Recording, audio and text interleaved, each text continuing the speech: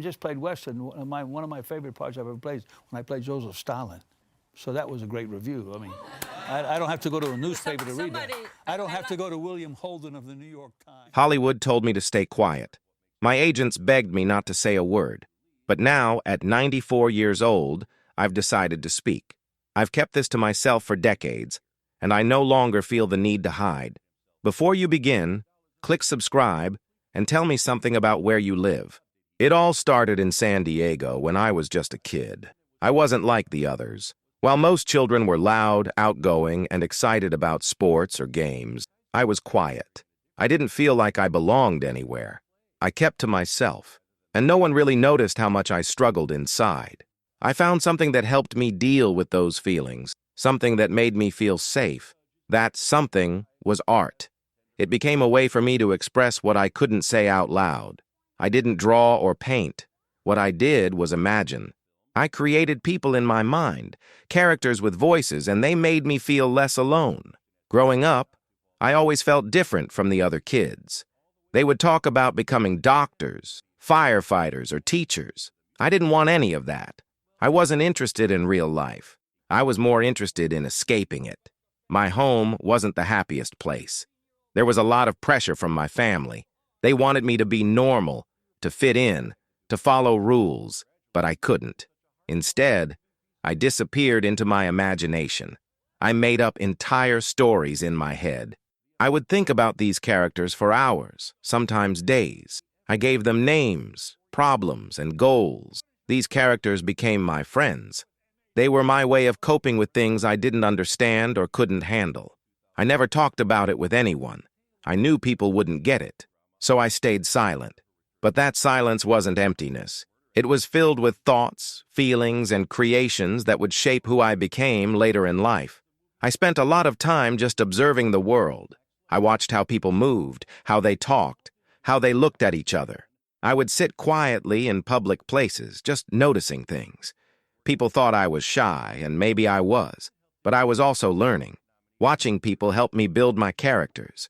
I'd see someone arguing at a store and imagine what their life was like at home. I'd notice someone laughing at a joke and wonder what made them happy. This kind of thinking wasn't normal for a kid, but it was normal for me. It gave me something to do with all the emotions I didn't know how to deal with. I felt like I was always on the outside, looking in. But I realized that being on the outside gave me a better view. I was learning how to see people deeply, and that would become one of my greatest strengths. At school, I didn't stand out. I wasn't a top student, and I didn't play sports. I tried to stay invisible. I thought if no one noticed me, they wouldn't see how lost I felt. But inside, I was full of ideas. Every day I imagined different scenes, like movies playing in my head. I'd take boring classroom moments and turn them into dramatic stories. I'd imagine a teacher had a secret life, or that a classmate was hiding something big. These thoughts kept me going. They gave me something to look forward to.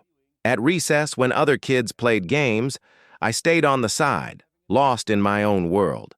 I wasn't unhappy doing this. I felt safe there. Looking back, I think that was the start of my connection to acting.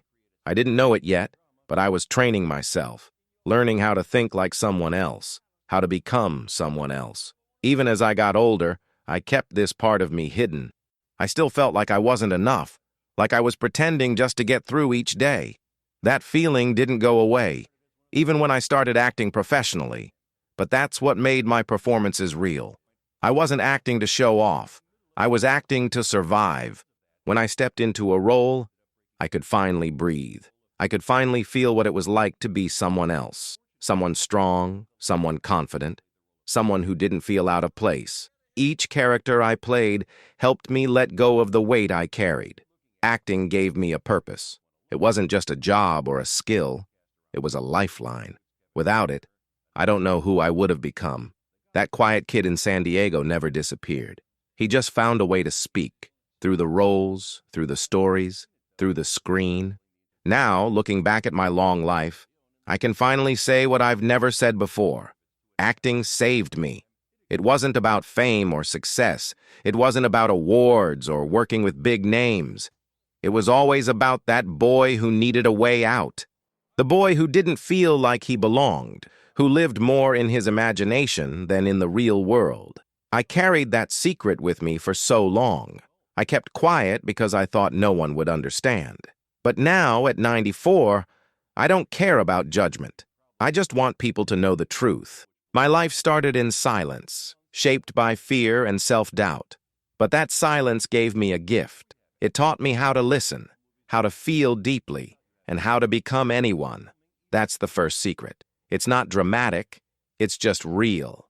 And now, it's finally out in the open. Success was never what it looked like. Behind the cameras, behind the interviews and awards, I was carrying something that nobody could see. Everyone thought I had it all figured out. From the outside, it looked like my rise in Hollywood was smooth and unstoppable. Directors loved my performances. They said I had something rare, something real. I wasn't acting just to look good on screen. I made people believe the characters were real, but what they didn't know was that every time I got a role, I felt like I didn't deserve it. I thought it was a mistake, or maybe luck, and that one day they'd realize I didn't belong. That belief was always in the back of my mind, even when things were going well. It didn't matter how many compliments I got. I kept thinking, I'm not enough. That was the second secret I never told anyone. As my name became more known, I started working with bigger directors and actors. People began to treat me like a serious actor. They said I brought something different to each role. They said I was honest, raw, and intense. Inside, I smiled and said thank you. But deep down, I felt uncomfortable. Each time someone praised me, I didn't feel proud. I felt pressure. I worried about living up to their expectations. I started to fear every new project. I'd think, what if this is the one where I fail? What if they finally see I'm not that good? Before every performance, even after I was famous, I would feel a heavy wave of anxiety. I couldn't sleep the night before premieres. I would go over every scene in my head, trying to find mistakes. No one knew I was doing this. On the outside, I looked calm, but inside, I was always nervous. The fame didn't help the way people think it does. It didn't make me feel stronger or more confident. If anything, it made the fear worse. The more people expected from me, the more I pushed myself to be perfect. I'd spend hours thinking about every line, every gesture, every look. If something didn't feel right, I'd keep practicing it over and over. Some people thought I was obsessed with my craft. Maybe I was. But really, I was scared. I didn't want to disappoint anyone. I felt like I was always being watched, always being judged. Even when people clapped or sent good reviews, I didn't feel proud. I felt relief. Relief that I had made it through without messing up. That kind of thinking isn't healthy, but I didn't know how to stop. It became part of who I was. I didn't just want to do a good job. I felt like I had to prove myself every single time. Every role became a personal test.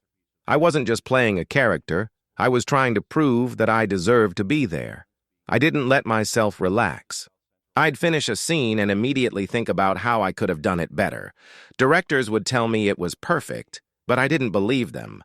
I thought they were just being polite, and when something actually went wrong, a missed line, a bad take, I would punish myself mentally. I'd replay it in my head for days. That pressure followed me everywhere. At award shows, I didn't enjoy the moment. I was thinking about the next project, the next challenge. I never felt finished. I never let myself be happy with what I had done. I was too busy worrying about what came next. That perfectionism took over my life. It didn't matter how much success I had. My mind always found a reason to feel nervous. Despite all of this, I kept going. I stayed professional. I showed up on time, I respected the process, and I gave everything I had to every performance. Even when I was exhausted or full of doubt, I didn't let it show.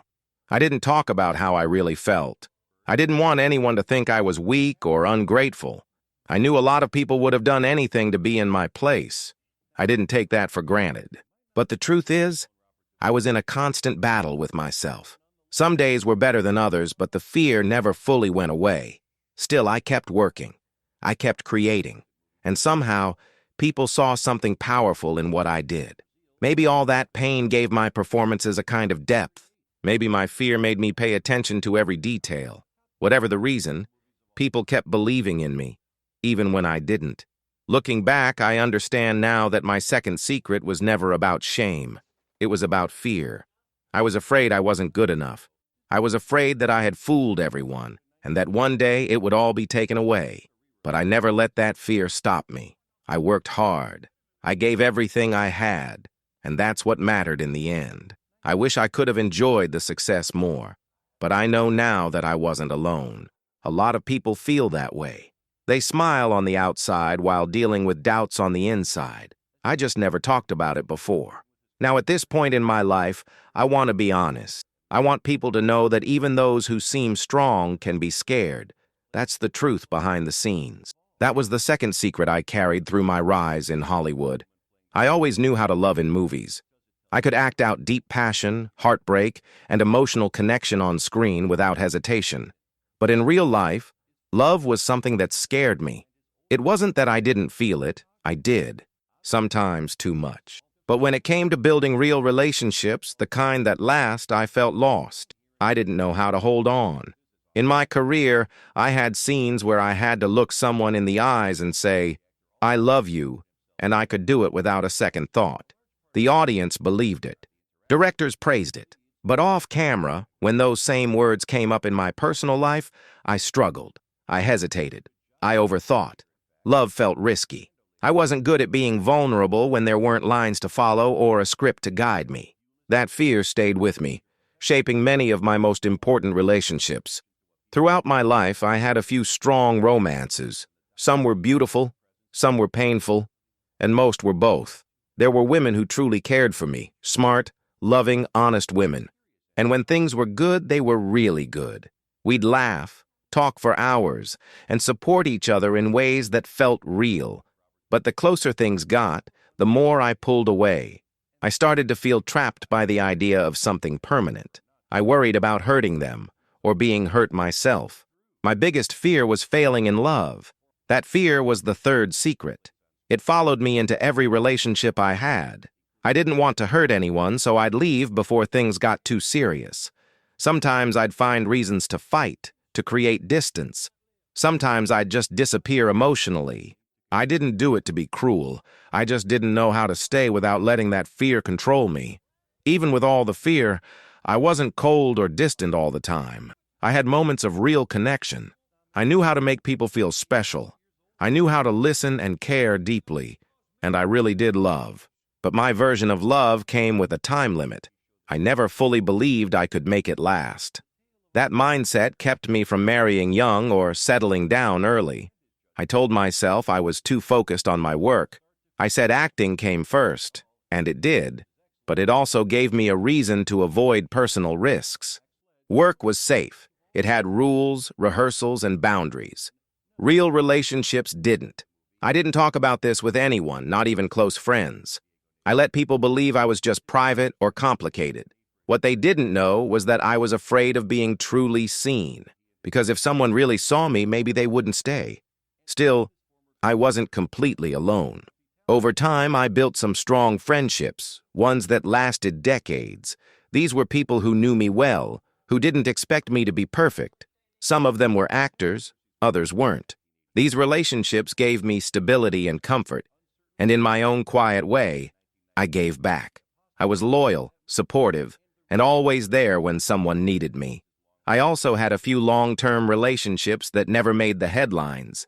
I kept them quiet, away from the cameras. Not because I was hiding them, but because they were real, and I didn't want the pressure of public attention to ruin them. I liked having something just for myself. Some of those relationships ended with pain. Others ended with respect and mutual understanding. But all of them left something behind. They changed me. They helped me grow, even if I couldn't always show it. Every time I played a character who was heartbroken or emotionally wounded, I pulled from my real life. I didn't have to fake it. The pain, the confusion, the longing, it was all familiar to me. I think that's why some people said my performances felt so honest. They weren't just made up. They came from a real place. I used my pain as fuel. I used my regrets as tools. Some scenes felt so personal that I would leave the set feeling emotionally drained. But I also felt understood, at least through the character. It was easier to express my feelings through someone else's story. That became my way of dealing with everything I couldn't say in real life. Acting helped me release emotions that I had buried for years. It gave me an outlet, and maybe even a kind of healing that I couldn't find anywhere else. Looking back now, I realize that my fear of love shaped more than just my personal life. It shaped my work, my choices, and even the way people saw me. I think I confused a lot of people. Some thought I didn't care, but that wasn't true. I cared deeply. I just didn't know how to show it without falling apart. That was the third secret I carried. I was terrified of love. Not the idea of it, but the responsibility that came with it. I was afraid of not being enough for someone, afraid of letting them down. So I hid behind characters. I became other people so I wouldn't have to face myself. Now, at this age, I can finally admit that. I always knew how to love in movies, but when it came to real life, love always scared me, and that fear never fully went away. At the exact moment when everyone believed I was at the top of my career, I seriously thought about walking away from it all. People saw the red carpets, the interviews, the awards, and thought I had it made. From the outside, everything looked perfect. I was getting major roles, working with top directors, and being praised all over the world. But inside, I was exhausted. I wasn't just tired from long days on set. I was emotionally worn out. Every movie, every scene came with pressure. People expected more and more from me, and I felt like I had nothing left to give. I would smile in public, but when I got home, I felt empty. I started asking myself if this was still worth it. Was I doing this because I loved it, or just because it was expected of me? That question stayed with me during what everyone else called my prime. I had recognition, respect, money, and the freedom to choose the roles I wanted. But none of that protected me from burnout. The pace of Hollywood is non-stop. You finish one project, and they're already asking what's next. There's no real rest. There's always someone watching, waiting to see if you'll mess up. That kind of constant attention wears on you. I started to feel like I was just a machine, showing up, performing, going home, and repeating the cycle. I wasn't feeling joy anymore, even when the work was good. I didn't want to fake it, but I also didn't want to disappoint the people who believed in me. I thought about disappearing. I thought about quitting the business completely. For the first time since I was a kid, I wondered if maybe this wasn't what I wanted anymore. The thing that saved me was change. I knew that if I kept doing the same kind of roles, the same kind of work, I'd fall apart. So I made a decision to take more control over what I did. I started saying no to projects that didn't excite me. I started looking for new types of stories, ones that felt fresh, different, and more personal. I also decided to try something that always scared me: directing. I didn't want to just act anymore. I wanted to shape the entire story. That shift gave me new energy. It wasn't easy, and I made a lot of mistakes at first. But for the first time in a long time, I felt curious again. I wasn't just surviving the industry. I was building something. Exploring different genres and working behind the camera gave me the creative control I needed to fall back in love with the work. Directing forced me to think differently. Instead of only focusing on my character, I had to look at the full picture: the script, the cast, the pacing, the emotional rhythm. It was stressful, but also exciting. I learned how much I still had to offer, not just as a performer, but as a storyteller. I also started collaborating with younger artists, and that gave me a new sense of purpose. I wasn't just holding on to what I had, I was growing. And I think that's what helped me stay relevant, even as new generations of actors came up. I didn't try to compete with them. I just focused on being honest in my work. Those years of reinvention were hard, but they gave me some of the most memorable roles of my life. Roles that were layered, emotional, and deeply personal. They came from a place of pain, but also from a place of survival. I never talked about how close I was to quitting. Most people only saw the surface. They saw the speeches, the magazine covers, the film festival applause. No one saw me in my apartment at night, wondering if I could keep going. That was the fourth secret. I was at my highest point professionally, but also at my lowest emotionally. I felt isolated. I felt like I was running out of meaning, but I kept showing up. Not because I felt strong, but because deep down, I hoped something would change. And it did, slowly. By choosing work that mattered to me and surrounding myself with people who respected the process, I started to heal. I stopped chasing fame and started chasing truth. Truth in the story, in the performance, and in myself. That shift made all the difference. I didn't need to quit. I just needed a new reason to stay. Now that I look back, I understand how important that low point was. It pushed me to reevaluate everything. It forced me to ask hard questions and face the parts of myself I had been ignoring. I came close to leaving everything behind, but instead, I rebuilt, quietly, patiently, and on my own terms. That's what kept me going. And that's why I'm still here, telling this story. Not as a legend or an icon, but as a person who almost gave it all up. The awards, the headlines, the respect, they don't tell the whole story. Behind all of that, there was a man who was tired, scared, and searching for something real. That's the truth. That's the fourth secret. In the moment when everyone thought I was living my dream, I was actually thinking seriously about walking away from it all. Before I found peace, I had to face the worst loneliness of my life. It didn't happen all at once. It came slowly, over time, after the early 2000s. At first, it was little things. Fewer phone calls, fewer people around, less excitement. Then it became more serious. Friends I had known for decades passed away. Some relationships faded without warning. My health started to change. I was no longer the man who could work non-stop or stay up all night planning scenes. I found myself spending more and more time alone. In interviews and public events, I smiled. I joked. I gave the impression that everything was okay. But inside, I felt something breaking. I was surrounded by memories, not people. That was the fifth secret. I carried deep, heavy loneliness for years. Not because no one cared, but because I had reached a place where I no longer felt fully connected to anyone or anything. The hardest part wasn't being alone. It was pretending I wasn't. I became good at hiding it. I kept conversations light. I avoided talking about how I felt.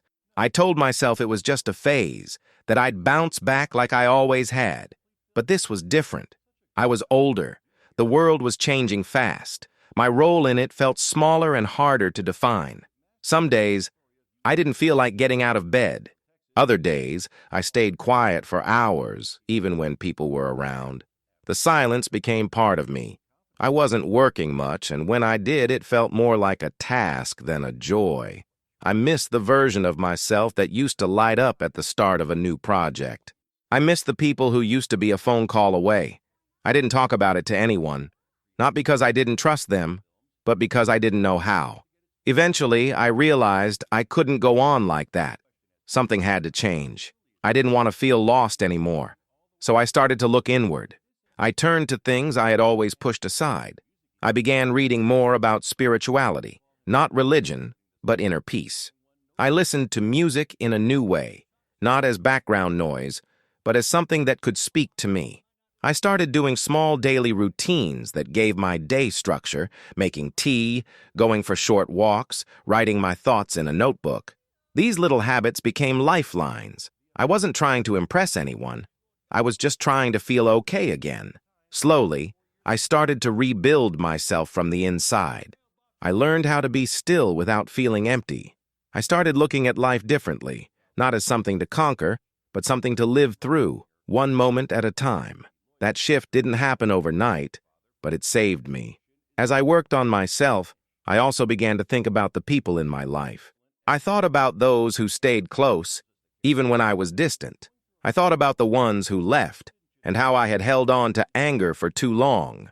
One by one, I began letting that go.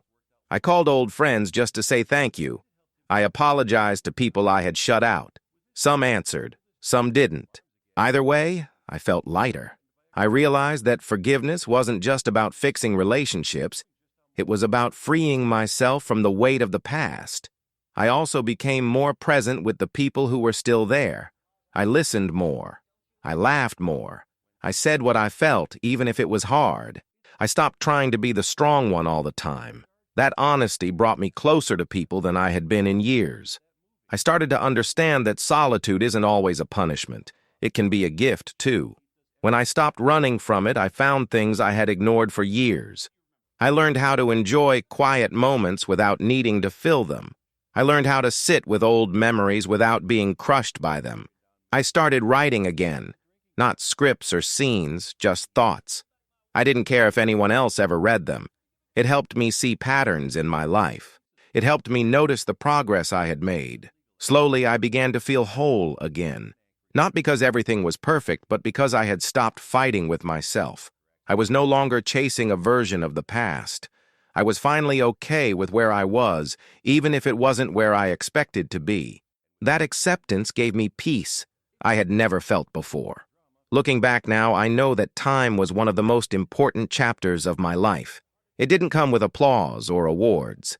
It didn't make headlines, but it changed me in ways that no role ever could. The fifth secret was that I carried deep, private loneliness for many years. But facing it, really facing it, helped me become someone new. It taught me to value the small things. It helped me reconnect with myself and others in a more honest way. I don't think I would have found peace if I hadn't gone through that darkness first. It was painful, yes, but necessary. It stripped everything down and left only what really mattered.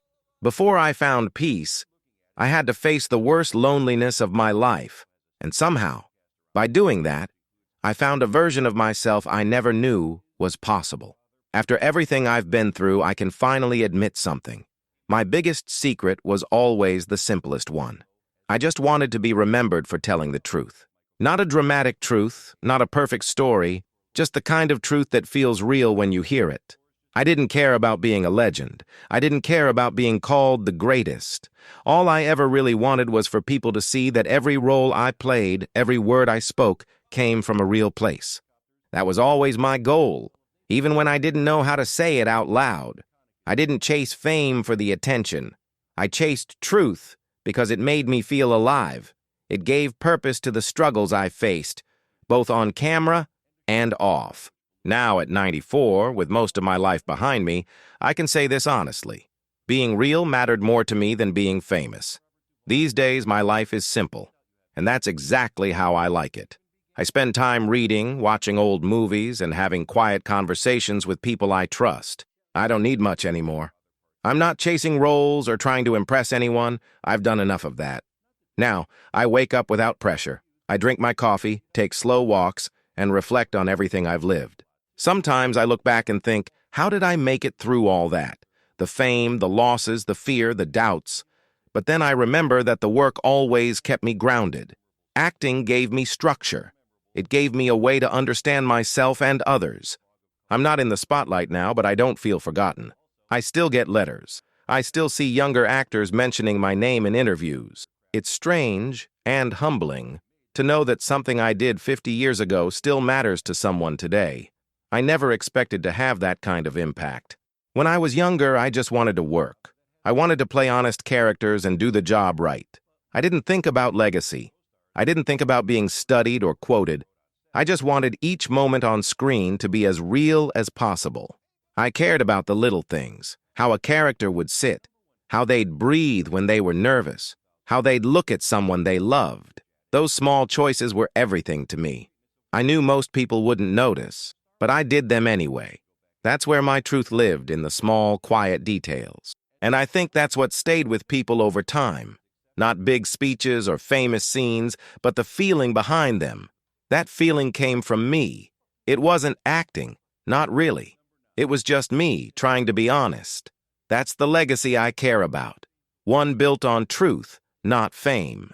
I meet young actors now and they ask for advice. They want to know how to make it in the industry, how to stand out. I tell them the same thing every time. Be honest. Not just in your work, but in your life. People can spot fake from a mile away. But when you're real, when you really mean what you say and feel what you're showing, it sticks. I also tell them that this business can be hard. It will test you. It will try to make you into something you're not. But if you stay close to who you really are, you'll survive. You might even thrive. I didn't have that advice when I was starting out. I had to learn the hard way. But now I share it whenever I can. Because I want this next generation to do more than just succeed. I want them to create something real. Looking back, the moments that mean the most to me aren't the awards or the big movie premieres. They're the quiet messages from strangers. A letter from someone who said a scene helped them through a hard time. A comment from a man who watched one of my characters and felt less alone. That's the kind of impact that lasts. You can't plan it. You can't fake it. You just do the work with truth, and the rest follows. I've been lucky in many ways, but I also know that what really lasted wasn't luck. It was honesty. I didn't always get it right. I made mistakes. But I never lied to myself in the work, and I think people felt that. That's what I'm most proud of. Not the fame, not the career, but the connection I made with people who never met me, but felt something real because of what I gave. After everything I've lived through, I can say this with peace in my heart. My greatest secret was also my simplest one. I just wanted to be remembered for the truth, not for the image, not for the stories people made up about me, but for the honesty I brought to each moment. The world often expects something flashy, but I never wanted to be a myth. I just wanted to be real. And if even one person saw that, if even one person walked away from a movie and felt like they had seen something honest, that's enough for me. At 94, I don't need anything more. I've lived a full life, made peace with the past, and found meaning in the quiet. I'm proud of what I gave, not because it was perfect, but because it was true. And now, finally, I can say it without fear. I just wanted to be remembered for the truth.